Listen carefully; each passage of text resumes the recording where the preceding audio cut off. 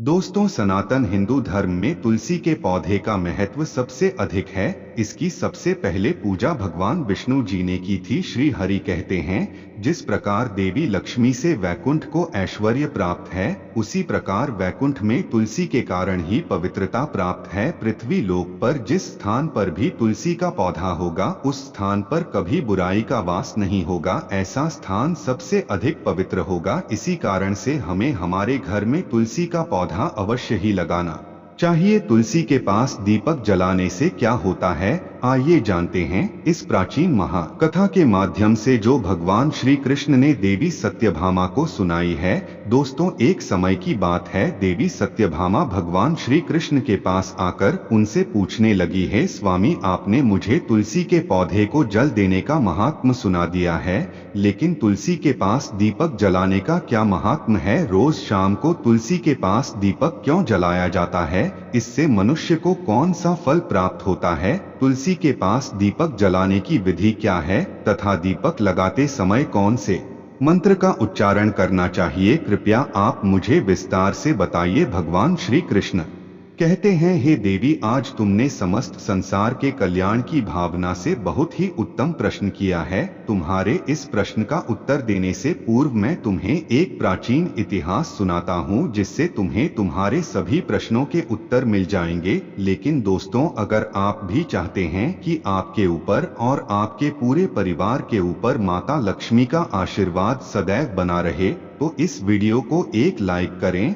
और आपके अपने चैनल अद्भुत वास्तु ज्ञान को सब्सक्राइब करें और कमेंट बॉक्स में जय माता लक्ष्मी लिखना ना भूले। शाम के समय तुलसी के पास दीपक जलाने से जो पुण्य मिलता है, उसी का वर्णन मैं इस कथा में करूंगा, इसलिए इस कथा को ध्यान से सुनो। इसे सुनने मात्र से ही 100 वर्षों तक तुलसी के पास दीपक जलाने का फल मिलता है। देवी सत्यभामा ने भगवान श्री कृष्ण से कहा, है प्रभु, मैं इस कथा को सुनने के लिए बहुत उत्सुक हूँ, कृपया इसे मुझे सुनाइए, मैं इसे पूरे ध्यान से सुनूंगी। तब भगवान श्री कृष्ण ने देवी सत्यभामा को कथा सुनानी शुरू की। उन्होंने कहा, हे देवी, यह बात प्राचीन काल की है। दक्षिण दिशा में तुंगभद्रा नाम की एक विशाल और पवित्र नदी बहती है। उसी नदी के किनारे हरिहरपुर नाम का एक अत्यंत सुंदर नगर बसा हुआ था। उस नगर में हरि दीक्षित नाम के एक ब्राह्मण रहते थे। वे बहुत ही गुणवान, चरित्रवान और धर्मपरायण व्यक्ति थे। वे वेदों और शास्त्रों के मार्ग पर चलने वाले थे और उन्होंने समस्त शास्त्रों का अध्ययन कर रखा था। हरि दीक्षित की पत्नी का नाम लोग चारा कहकर पुकारते थे। उसका स्वभाव उसके नाम के अनुरूप ही था। वह हमेशा अपने पति का अपमान करती रहती थी, पति को बुरी तरह ताने देती और उसे दुख पहुंचाती थी। वह अपने पति के लिए कभी भी खाना नहीं बनाती थी और ना ही उसके साथ स्नेह से पेश आती थी। उसने अपने पति के साथ कभी प्रेम पूर्वक व्यवहार नहीं किया। जब भी पति के मित्र या परिवार के लोग घर आते, वह उन्हें अपमानित करके भगा देती थी। वह स्त्री स्वयं गलत संगति में रहती थी और हमेशा काम वासना में डूबी रहती थी। उसका मन अपने पति से हटकर पराये पुरुषों में लगा रहता था और वह अन्य व्यभिचारी स्त्रियों के साथ घूमती रहती थी। उसने कभी अपने पति से प्रेम पूर्वक बात नहीं की, किंतु पराये सुंदर पुरुषों के संग बैठकर बातें करती थी। पराये पुरुषों को मोहित करने के लिए सज धज कर गांव में घूमने जाया करती थी। कभी वह वन में किसी वृक्ष के नीचे खड़ी रहकर सुंदर पुरुषों की राह देखती और किसी दुष्ट पुरुष को मोहित करके उसके संग भोग विलास किया करती थी। एक दिन हरि दीक्षित ने अपनी पत्नी से कहा, हे भद्रे, तुम्हारा यह आचरण उचित नहीं है। इस प्रकार से पाप करने पर तुम्हारा अहित ही होगा, इसीलिए तुम अभी से यह सब बुरे काम करना छोड़ दो। तुम्हारे इस प्रकार के व्यवहार से मुझे बड़ा दुख हो रहा है। तब उस दुराचार स्त्री ने कहा, ना जाने किस पाप के कारण मेरा तुझ जैसे भिखमंगा के साथ विवाह हुआ है। लगता है पिछले जन्म में मैंने पाप ही किए होंगे, इसी कारण से मुझे ऐसा गरीब पति मिला है। तू मेरी कोई भी इच्छा को पूर्ण नहीं कर सकता। मुझे विवशता के कारण तेरी इस झोपड़ में रहना पड़ता है, भिक्षा में लाया हुआ भोजन खाना पड़ता है। और अधिक मैं इस कष्ट को सहन नहीं करने वाली। किसी दिन मैं तुझे छोड़कर अवश्य चली जाऊंगी, तेरे साथ रहूंगी तो इस जन्म में भी मेरे द्वारा पाप ही होंगे, इसलिए अब मैं किसी अन्य धनवान पुरुष से विवाह करूंगी। हरि दीक्षित ने अपनी पत्नी से कहा, हे प्रिय, तुम इस प्रकार के अपशब्द ना कहो। इस प्रकार से अपने पति को त्यागने का विचार मन से छोड़ दो। जो स्त्री अपने पति को त्याग कर पराये पुरुष के पास जाती है उसका अहित ही होता है, उसे नरक में जाना पड़ता है। उस दुराचारी पत्नी ने कहा, नरक में तुम्हें जाना पड़ेगा क्योंकि तुम कोई काम धंधा तो करते नहीं, भीख मांगकर खाते हो और मुझे भी झूठ खिलाते हो। पत्नी को दुखी और असंतुष्ट रखने वाला पति भी नरक में ही जाता है और तुम्हारा घर कोई नरक की सजा से कम नहीं है। तुम्हारे साथ इस घर में रहने से अच्छा है मैं नरक में जाकर रहूं। इस प्रकार उस हरि दीक्षित की पत्नी ने अनेक प्रकार के कटु वचनों से अपने पति का अनादर किया और उसे अपमानित किया। श्री कृष्ण कहते हैं, हे देवी, जो स्त्री अपने पति का अनादर करती है, जो अपने पति का अपमान करती है, उसके घर में दुर्भाग्य ही आता है। पति को छोड़कर पराये पुरुष के पास जाने वाली स्त्री को नरक में दंड अवश्य ही भोगना पड़ता है। अब आगे सुनो उस दुराचार स्त्री के साथ क्या होता है। एक दिन वह दुराचार स्त्री वन में जाकर एक वृक्ष के नीचे खड़ी हो गई। उसका चित्त काम से भरा हुआ था। वह किसी सुंदर कामी पुरुष की राह देख रही थी, किंतु बहुत समय बीतने के बाद भी उस स्थान पर कोई पुरुष नहीं आया, इसीलिए वह अत्यंत दुखी हो गई और प्रियतम की खोज में इधर उधर देखने लगी। उस दिन उसका सारा परिश्रम व्यर्थ हो गया। वह वहां खड़ी होकर वह नाना प्रकार की बातें कहकर विलाप करने लगी, हाय हाय, आज तो इस मार्ग से कोई भी सुंदर पुरुष नहीं आया। अब मैं कैसे अपनी काम शांति करूं? आज की रात कैसे बीतेगी? कौन मेरे सुंदर शरीर का उपभोग करेगा? मेरी जवानी और सुंदरता तो अकारण ही नष्ट हो रही है। कोई भी सुंदर शरीर को पाने की कामना नहीं करता। अब मैं कहाँ जाऊं? कौन मुझे अपनाए? कौन मेरे साथ भोग विलास करेगा? मेरा पति तो मूर्ख है, लेकिन अब ऐसा लग रहा है कि यह दुनिया मूर्खों से भरी हुई है। कोई भी मेरी जैसी सुंदर स्त्री को पाने की इच्छा नहीं करता। मैं तो इतनी खूबसूरत हूँ कि देवता भी मुझे पाने की इच्छा करेंगे, लेकिन यह संसार तो पापी और तुच्छ पुरुषों से भरा पड़ा है, जो मेरी जैसी अप्सरा के समान सुंदर स्त्री को नजरअंदाज कर रहा है। हे भगवान, अगर कोई सुंदर, बलवान और पराक्रमी पुरुष हो तो उसे मेरे पास भेज दो, चाहे वह मेरा भक्षण ही क्यों न कर ले, मैं खुशी खुशी उसे गले लगा लूंगी। भगवान श्री कृष्ण बोले, हे देवी, इस तरह वह स्त्री जंगल में जोर जोर से विलाप करने लगी। उसी जंगल में एक भयानक बाघ रहता था। उस स्त्री की चीखें सुनकर वह जा गया और उछलकर उसकी ओर बढ़ने लगा ताकि उसे खा सके। उस बाघ का नाम था ध्वंस। उसका रूप बेहद डरावना था। उसका शरीर काले और नारंगी धारियों से ढका हुआ था, जो जंगल की छाया में मिलकर उसे छिपा देते थे। आंखें अंगारे की तरह लाल थी, जो अंधेरे में भी चमकती थी। उसके बड़े और नुकीले दांत जबड़े से बाहर निकले हुए थे, जो किसी भी प्राणी को चीरने के लिए पर्याप्त थे। ध्वंस की गहरी गर्जना पूरे जंगल में गूंजती थी, जिससे वहां के जीव जंतु कांप उठते थे। उसकी लंबी मजबूत पूंछ उसकी ताकत का प्रतीक थी। वह अपनी बलशाली टांगों से जंगल में बिजली की गति से दौड़ सकता था। उसका पूरा शरीर शक्तिशाली मांसपेशियों से भरा हुआ था, जिससे वह एक ही झपट्टा में अपने शिकार को धराशायी कर सकता था। ध्वंस उस विलाप करती स्त्री की ओर तेजी से बढ़ रहा था। उसकी नाक से बार बार गर्म सांसें निकलती, मानो वह हर पल अपने अगले शिकार की तलाश में हो। ध्वंस का एकमात्र लक्ष्य उन पापी और दुराचारी लोगों का भक्षण करना था, जिन्हें उसकी नीति ने उसे सौंपा था। उस भयंकर बाघ को अपने सामने खड़ा हुआ देखकर उस स्त्री के पसीने छूटने लगे। वह भय से थरथर कांपने लगी। वह स्त्री कुछ करती इतने में ही उस बाघ ने अपने पंजे से उसे घायल कर दिया और वह स्त्री जमीन पर गिर पड़ी। जमीन पर गिरते ही वह स्त्री चिल्लाते हुए बोली, अरे बाघ, तू किस लिए यहाँ पर आया है? मुझे क्यों मार रहा है? मैं यहाँ पर अपने प्रियतम को खोज रही थी, तू मुझे छोड़ दे, मेरा भक्षण करके तुझे क्या मिलेगा। उस स्त्री की यह बात सुनकर वह भयानक बाघ क्षण भर के लिए रुक गया और हंसते हुए बोला, हे दुष्टा, आज विधाता ने तुझे मेरा ग्रास नियुक्त किया है। तुझ जैसी पापिनी स्त्रियों का भक्षण करना ही मेरा काम है, तभी मुझे इस शरीर से मुक्ति मिलेगी। वह स्त्री कहने लगी, हे बाघ, तुम कौन हो, मुझे सच सच बताओ, तुम्हें किस कारण से बाघ होना पड़ा और तुम मुझ जैसी स्त्रियों का भक्षण क्यों करते हो। पहले मुझे सारी बात बताओ और फिर मेरा भक्षण करो। फिर ध्वंस नाम का वह बाघ कहने लगा, हे पापिनी, मैं तुम्हें मेरे पूर्व जन्म का वृतांत सुनाता हूँ कि किस कारण से मुझे बाघ होना पड़ा। पूर्व काल में दक्षिण देश अमलापाहा नाम की एक पवित्र नदी बहती थी। उसी नदी के तट पर मुनिपर्णा नाम की एक नगरी बसी हुई थी। यह नगरी अपने सुंदर मंदिरों, शांत वातावरण और धार्मिक अनुष्ठानों के लिए प्रसिद्ध थी। वहाँ एक ब्राह्मण का परिवार निवास करता था। मैं उस परिवार में जन्मा था। मेरा नाम वेदानंद था। मेरे पिता एक आदर्श ब्राह्मण थे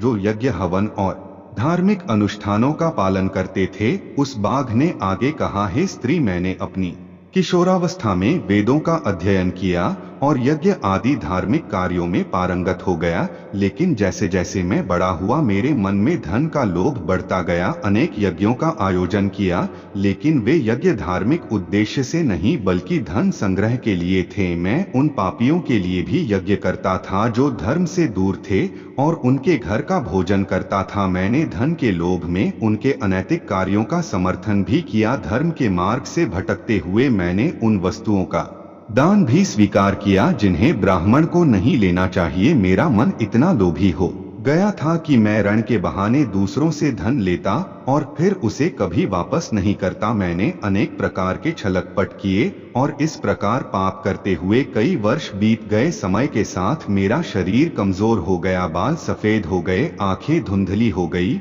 और मुंह के दांत गिर गए, परंतु धन का लोभ अब भी मेरे मन से नहीं गया और मैं पाप करता रहा। उस बाघ ने अपने देहक परेश में आगे कहा, एक दिन धन के लालच में मैं फिर से नदी के किनारे गया। वहां मैंने अन्य धूर्त ब्राह्मणों के साथ मिलकर लोगों को ठगा। हम सभी ने झूठे मंत्रों का उच्चारण किया और बिना विधि विधान के ही देवी देवताओं का पूजन किया।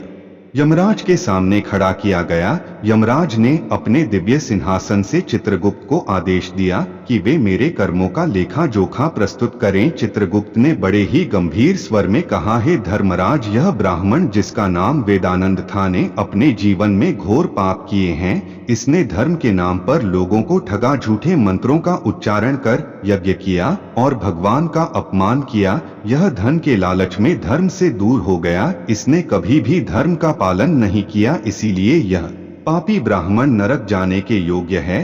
फिर यमराज ने अपने दूतों को आदेश दिया, इस पापी को नरक की अग्नि में डाल दो, यह वहां जाकर अपने कर्मों का फल भोगे। इसके बाद मुझे नरक की भयंकर अग्नि में डाल दिया गया। वर्षों तक मैंने वहां की यातनाएं सहन की। मेरी आत्मा को भयंकर पीड़ा सहनी पड़ी। अनेक वर्षों की सजा के बाद मेरे पापों के कारण मुझे बाघ का शरीर प्राप्त हुआ और मैं इस दुर्गम वन में निवास करने लगा। ध्वंस ने अपनी कहानी को समाप्त करते हुए कहा, अपने पूर्व जन्म के पापों का प्रायश्चित करते हुए मैंने संकल्प लिया कि मैं कभी भी महात्मा, साधु पुरुष या सती स्त्रियों का भक्षण नहीं करूंगा। मैं केवल उन पापियों, दुराचार और उल्टा स्त्रियों का ही भक्षण करता हूं जिन्होंने अपने जीवन में अधर्म के मार्ग पर चलकर दूसरों को दुख दिया है। मुझे विश्वास है कि ऐसा करने से मुझे मेरे पापों से मुक्ति मिलेगी और मैं इस शरीर से जल्द ही मुक्त हो जाऊंगा। श्री कृष्ण कहते हैं, हे देवी, इस प्रकार से उस बाघ ने अपने पूर्व जन्म का वृतांत सुना दिया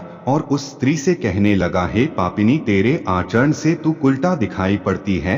अपने पति को छोड़कर तू इस वन में अन्य पुरुषों के साथ भोग विलास करने के लिए आई है, इसलिए आज तू मेरा ग्रास अवश्य बनेगी। इतना कहकर उस बाघ ने अपने तीक्ष्ण नाखूनों से उस पापी स्त्री को मारकर उसे खा लिया और फिर वह बाघ उस स्थान से चला गया। उस स्त्री की मृत्यु के बाद उस स्थान पर यम के 2 दूत प्रकट हुए और उस पापिनी स्त्री को उठाकर संयमने में ले गए। वहां पर उसे यमराज के सामने खड़ा किया गया। यमपुरी में मुझे यमराज के सामने खड़ा किया गया। यमराज ने अपने दिव्य सिंहासन से चित्रगुप्त को आदेश दिया कि वे मेरे कर्मों का लेखा जोखा प्रस्तुत करें। चित्रगुप्त ने बड़े ही गंभीर स्वर में कहा, हे धर्मराज, यह ब्राह्मण जिसका नाम वेदानंद था ने अपने जीवन में घोर पाप किए हैं। इसने धर्म के नाम पर लोगों को ठगा, झूठे मंत्रों का उच्चारण कर यज्ञ किया और भगवान का अपमान किया। यह धन के लालच में धर्म से दूर हो गया। इसने कभी भी धर्म का पालन नहीं किया, इसीलिए यह पापी ब्राह्मण नरक जाने के योग्य है। फिर यमराज ने अपने दूतों को आदेश दिया, इस पापी को नरक की अग्नि में डाल दो, यह वहां जाकर अपने कर्मों का फल भोगे। इसके बाद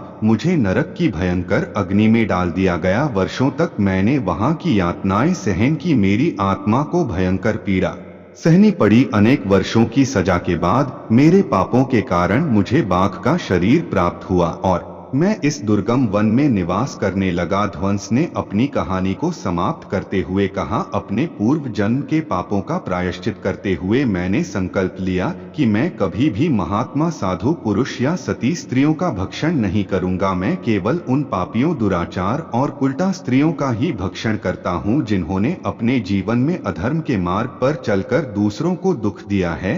मुझे विश्वास है और मैं इस शरीर से जल्द ही मुक्त हो जाऊंगा। श्री कृष्ण कहते हैं, हे देवी, इस प्रकार से उस बाघ ने अपने पूर्व जन्म का वृतांत सुना दिया और उस स्त्री से कहने लगा, हे पापिनी, तेरे आचरण से तू उल्टा दिखाई पड़ती है। अपने पति को छोड़कर तू इस वन में अन्य पुरुषों के साथ भोग विलास करने के लिए आई है, इसीलिए आज तू मेरा ग्रास अवश्य बनेगी। इतना कहकर उस बाघ ने अपने तीक्ष्ण नाखूनों से उस पापी स्त्री को मारकर उसे खा लिया और फिर वह बाघ उस स्थान से चला गया। उस स्त्री की मृत्यु के बाद उस स्थान पर यम के 2 दूत प्रकट हुए और उस पापिनी स्त्री को उठाकर संयमने पुरी में ले गए। वहां पर उसे यमराज के सामने खड़ा किया गया। फिर चित्रगुप्त ने उस स्त्री का लेखा जोखा निकालते हुए यमराज से कहने लगे, हे धर्मराज, यह स्त्री तो अत्यंत पापिनी है। इसने घोर पाप किए हैं। इसने व्यभिचार किया है। इसने अपने पति की कभी सेवा नहीं की। अपने पति को भूलकर पराये पुरुषों के संग भोग विलास किया करती थी। उसके पापों को सुनकर यमराज अत्यंत क्रोधित हो गए और उन्होंने उस स्त्री को अग्नि से भरे हुए कुंडों में डालने का आदेश दिया। यमराज के आदेश को सुनकर वह स्त्री अत्यंत भयभीत हो गई और फिर वह दुराचार स्त्री यमराज से कहने लगी, हे धर्मराज, कृपया मुझे मेरे पापों के लिए क्षमा करें। मैंने यहाँ अनजाने में पाप किए हैं। कृपया मुझे प्रायश्चित का अवसर प्रदान करें। यमराज कहते हैं, हे स्त्री, तुमने जो पाप किए हैं वे निंदनीय है। तुम्हारे पापों के लिए कोई प्रायश्चित नहीं है।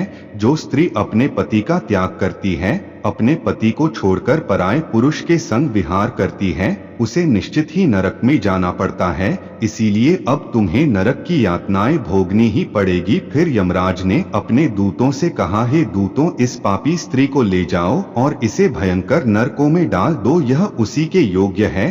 फिर यम के दूत उस स्त्री को नरक में ले जाते हैं। फिर अनेक वर्षों तक उसे जलते हुए तेल के कुंड में पकाया गया। फिर उसे निकालकर ररव नामक नरक में डाल दिया गया। इस प्रकार से उसे अनेक वर्षों तक अलग अलग नरकों में डाला गया। नरक में कष्ट भोगने के बाद वह महापाप स्त्री पुनः लोक पर आकर चांडाल के रूप में उत्पन्न हुई। चंडाल के घर में जन्म लेकर वह फिर से अनेक पाप करने लगी, व्यभिचार करने लगी, अनेक पापी पुरुषों के संग विहार करने लगी। फिर कुछ समय बाद पूर्व जन्म के पापों के कारण उसे कोढ़ का रोग हो गया और वह भयानक पीड़ा सहन करने लगी। उसका अंग जलने लगा, उसके नेत्रों में पीड़ा होने लगी। इस दुख को सहन करती हुई वह दिन बिताने लगी। फिर एक दिन वह तीर्थ में स्नान करने के उद्देश्य से अंतपुर में चली गई। वहां पर वह एक आश्रम के बाहर निवास करने लगी। उस आश्रम में एक तुलसी का पौधा था। अन्य स्त्रियों को वहां पर तुलसी के पास दीपक जलाते हुए देखकर उस पापी स्त्री को बड़ा आश्चर्य हुआ। फिर एक दिन वहां पर निवास करने वाले एक साधु से उस स्त्री ने पूछा, हे साधु महाराज, यह कौन सा पौधा है और यह स्त्रियां इसके नीचे दीपक क्यों जला रही हैं? तब उस साधु ने कहा, हे कल्याणी, यह अत्यंत पवित्र तुलसी का पौधा है, इसके दर्शन करने मात्र से ही संकट का नाश होता है। इस तुलसी को जल देने से देवी देवताओं की कृपा प्राप्त होती है तथा इस वकित पौधे के पास दीपक जलाने से समस्त पाप नष्ट होते हैं। उस साधु की बात सुनकर उस स्त्री को बड़ी प्रसन्नता हुई और उसने साधु से कहा, हे साधु महाराज, यदि कोई अत्यंत पापिनी स्त्री भी इसके पास दीपक जलाएगी उसके पाप नष्ट होंगे क्या? वह साधु कहते हैं, हे पुत्री, यह सत्य है। यदि किसी स्त्री ने घोर पाप भी किए हो तब भी उसके पाप नष्ट होते हैं। उसके सभी जन्मों के पाप भी तुलसी के पास दीपक जलाने से नष्ट होते हैं। किंतु हे पुत्री, तुम कौन हो और किस कारण से यह प्रश्न पूछ रही हो? वह स्त्री कहती है, हे साधु महाराज, मैं महापाप नहीं हूँ। मैंने व्यभिचार किया है तथा अनेक प्रकार के पाप किए हैं। मेरे पापों के कारण ही मेरी ऐसी दुर्दशा हुई है। कृपया मुझे पापों से मुक्ति का उपाय बताइए। साधु कहते हैं, हे पुत्री, अब से तुम नित्य इस तुलसी के पास दीपक जलाओ, तुम्हारे समस्त पाप और दोष समाप्त हो जाएंगे। उस साधु की बात सुनकर उस पापी स्त्री ने भी वही किया। उसने तुलसी के पौधे के पास एक दीपक जला दिया। इस प्रकार से वह स्त्री नित्य उसी स्थान पर तुलसी के पास दीपक जलाने लगी। फिर एक दिन वह स्त्री शाम के समय तुलसी के पास दीपक जलाने लगी तो उसी समय उसका हृदय फटने से उसकी मृत्यु हो गई और वह वहीं जमीन पर पड़ी रही। फिर यमराज के 2 दूत उस स्त्री को यमलोक ले जाने के लिए उस स्थान पर प्रकट हुए। जैसे ही यम के दूत उस पापी स्त्री को पाश में बांध कर ले जाने लगे, भगवान विष्णु के 2 पार्षद उस स्थान पर प्रकट हुए। वे दिव्य पार्षद अत्यंत तेजस्वी और दिव्य आभा से युक्त थे। उनके शरीर से स्वर्णिम प्रकाश की किरणें निकल रही थी जो चारों ओर का अंधकार दूर कर देती थी। उनका रूप इतना मोहक और दिव्य था कि उन्हें देखकर किसी का भी मन श्रद्धा से भर जाता। उनके चेहरे पर शांत मुस्कान थी जो अपार करुणा और दया का प्रतीक थी। उनके वस्त्र रत्न जड़ित और रेशमी थे जो नीले और सुनहरे रंग में चमक रहे थे, मानो स्वयं वैकुंठ का सौंदर्य उनके व्यक्तित्व में समाया हो। उनके कानों में सुनहरे कुंडल झूल रहे थे जिनसे दिव्य संगीत की ध्वनि प्रतीत होती थी। उनके माथे पर तिलक और चमकती हुई बिंदी थी जो उनकी दिव्यता का सूचक थी। वे दोनों विशाल कद और बलिष्ठ थे। उनके हाथों में दिव्य गदा थी जो न्याय और धर्म की शक्ति का प्रतीक थी। वे उस स्त्री को अपने दिव्य स्पर्श से मुक्ति का आश्वासन देने आए थे जिससे उसके सभी पाप नष्ट हो सके और उसे स्वर्ग की यात्रा अधिकारी बना सके। उन पार्षदों ने यमराज के दूतों को रोक लिया और कहने लगे, हे यम दूतों, इस स्त्री को तुम छोड़ दो। यह स्त्री नरक जाने के योग्य नहीं है।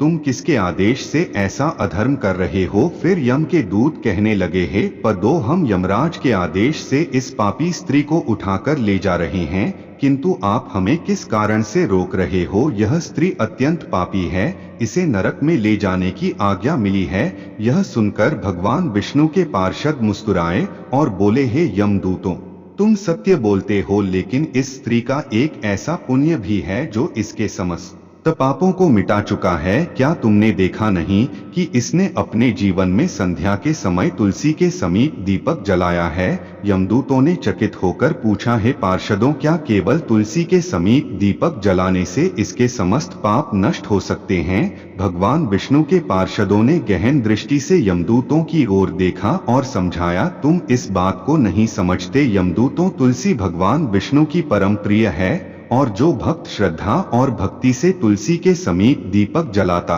है वह विष्णु की कृपा का पात्र बन जाता है। संध्या के समय दीपक जलाने का पुण्य अनंत गुना बढ़ जाता है और यह न केवल उसके पापों को नष्ट करता है बल्कि उसे स्वर्ग का अधिकारी भी बनाता है। इस स्त्री ने सच्चे मन से तुलसी का पूजन किया और दीपक प्रज्वलित किया है, इसी कारण इसके सारे पाप लकर राख हो चुके हैं। अब यह नरक जाने के योग्य नहीं है। यमदूतों ने हाथ जोड़कर कहा, हे विष्णु पार्षदों, आप सही कह रहे हैं, हमें इसकी भक्ति के बारे में जानकारी नहीं थी। अगर यह भगवान विष्णु की प्रिय भक्त है तो हम इसे नरक कैसे ले जा सकते हैं? भगवान विष्णु के पार्षदों ने मधुर स्वर में कहा, यही कारण है कि हम तुम्हें इसे छोड़ने के लिए कह रहे हैं। इस स्त्री ने तुलसी की सेवा की है और उस दीपक की रोशनी से अपने सारे पाप भस्म कर चुकी है अब इसे विष्णु लोक ले जाया जाएगा जहां इसका स्वागत होगा। यह अब स्वर्ग की अधिकारी बन चुकी है। पार्षदों की बात सुनकर यमदूतों ने उस स्त्री को वहीं छोड़ दिया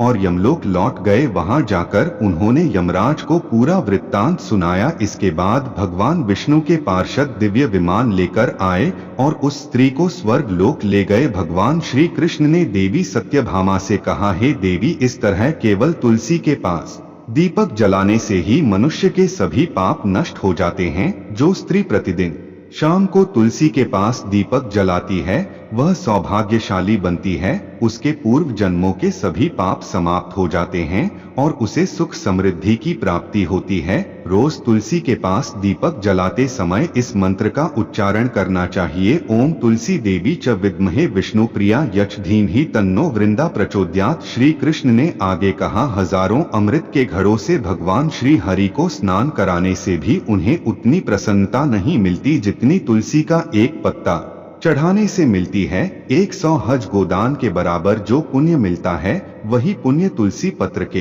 दान से प्राप्त होता है। जो मृत्यु के समय अपने मुख में तुलसी पत्र का जल प्राप्त करता है वह संपूर्ण पापों से मुक्त होकर श्री कृष्ण के धाम जाता है। जब भक्त तुलसी के पास दीपक जलाता है तो उस प्रकाश में निहित ऊर्जा नकारात्मक शक्तियों को नष्ट करती है और सकारात्मकता का संचार करती है। यह आध्यात्मिक वातावरण को शुद्ध करता है और घर में देवताओं की कृपा को आकर्षित करता है। दीपक का प्रकाश अज्ञान के अंधकार को दूर करता है और ज्ञान की ज्योति को प्रज्वलित करता है। तुलसी के पास दीपक जलाने से मनुष्य के भीतर शुद्धता और पवित्रता का भाव उत्पन्न होता है, जिससे उसकी भक्ति और ध्यान की शक्ति बढ़ती है। यह मान्यता है कि जब व्यक्ति तुलसी के पास दीपक जलाकर उसकी आरती करता है तो भगवान विष्णु का ध्यान अधिक सरलता से प्राप्त होता है। यह साधक के मन को स्थिर और शांति की ओर ले जाता है, जिससे ध्यान में एकाग्रता बढ़ती है। तुलसी के पास दीपक जलाने का अनुष्ठान सूर्यास्त के समय करना अत्यंत शुभ माना जाता है। इस समय दीपक जलाकर तुलसी माता की आरती की जाती है और भगवान विष्णु का स्मरण किया जाता है। इसे करने से विशेष पुण्य प्राप्त होता है। प्रतिदिन संध्या समय में तुलसी के पास दीपक जलाते समय ओम नमो भगवते वासुदेवाय मंत्र का जाप करना चाहिए। यह मंत्र घर की नकारात्मकता को दूर करता है और भगवान विष्णु की कृपा प्राप्त करता है। तुलसी के पास घी या तिल के तेल का दीपक जलाना शुभ होता है। घी का दीपक अधिक पवित्र माना जाता है, लेकिन यदि संभव ना हो तो तिल के तेल का दीपक भी जलाया जा सकता है। तिल के तेल का दीपक नकारात्मक ऊर्जाओं को दूर करने में सहायक होता है। ऐसा कहा गया है कि जो भक्त प्रतिदिन तुलसी के पास दीपक जलाता है उसे 7 जन्मों तक पुण्य मिलता है और वह कभी भी दरिद्रता का सामना नहीं करता। उसके घर परिवार में हमेशा सुख शांति और खुशहाली बनी रहती है। धार्मिक ग्रंथों में वर्णित है कि तुलसी के पास दीपक जलाने से पितृ दोष, गृह दोष और काल सर्प दोष जैसी बाधाएं भी दूर हो सकती हैं। इस उपाय से घर में नकारात्मक ऊर्जा का नाश होता है, सकारात्मक ऊर्जा का संचार होता है। तुलसी के पास दीपक जलाने से आत्मा की शुद्धि होती है और यह जन्म जन्मांतर के पापों का नाश करता है। इससे आत्मा को शांति मिलती है और व्यक्ति को सद्गति प्राप्त होती है। यह भी कहा गया है कि यदि कोई व्यक्ति जीवन के अंतिम दिनों में तुलसी के पास दीपक जलाकर भगवान का स्मरण करता है तो उसे मृत्यु के बाद यमदूतों का भय नहीं रहता और उसे सीधे भगवान के धाम में स्थान मिलता है। तुलसी के पास दीपक जलाने से देवी लक्ष्मी का आशीर्वाद मिलता है, जिससे व्यक्ति के जीवन में कभी आर्थिक संकट नहीं आता और हमेशा समृद्धि का वास रहता है। तो दोस्तों, इस प्रकार से भगवान श्री कृष्ण ने तुलसी के पौधे के पास दीपक जलाने का महत्व बताया है। हमारे प्रिय दर्शकों, यह तमाम जानकारी जन रुचि को ध्यान में रखकर दी जा रही है। ज्योतिष और धर्म के उपाय को अपनी आस्था और विश्वास पर आजमाएं। इस संदर्भ में हम किसी भी प्रकार का कोई दावा नहीं करते हैं। अगर आपको यह जानकारी पसंद आई हो तो इस वीडियो को एक लाइक जरूर करें और कमेंट बॉक्स में सच्चे मन और सच्चे हृदय से जय माता लक्ष्मी जरूर लिखें। जय श्री राम। दोस्तों, आए